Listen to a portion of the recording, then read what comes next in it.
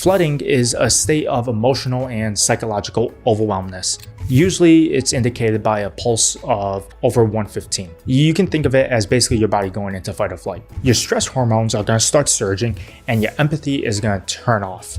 That's not you being dramatic, okay? That's your nervous system taking over. Take a minute and think about our prehistoric ancestors, okay? If a jaguar jumps out of a bush and starts attacking us, you don't really need to think too deeply about the jaguar's emotional experiences or the perspective that they might have. You need to survive, so you go into fight or flight. And that response is really effective. It makes perfect sense for a predator. It doesn't make so much sense when you're having a conversation with your partner about bottles, laundry, and who got up 3 times last night. Once your heart rate is getting high enough, you're not really listening to your partner anymore.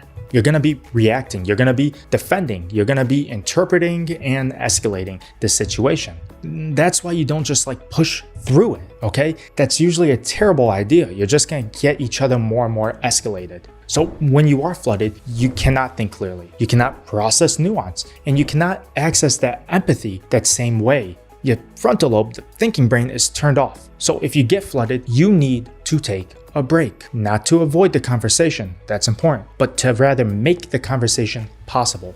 Step away. You step away. You go for a walk and you breathe. You separate yourself from your partner because it's really hard to calm down where the person that you were getting upset with is sitting right there. Do anything that helps your body calm down. Do not ruminate about the frustrations. Ideally, you need to do this for about 20 minutes. That's the minimum amount of time for your stress response to start to settle. But don't drag it on forever either. That's gonna make your partner feel neglected. You don't turn this pause into avoidance. Try not to leave the topic hanging for more than a day. And communicate with your partner when you want to come back to it, because your partner's need for resolution matters. So come up with a shared plan ahead of time. Maybe it's a phrase or a hand signal. Maybe it's, I'm flooded, I need 20 minutes, I'll come back. Simple, clear, predictable. That turns taking a break from something scary into something safe.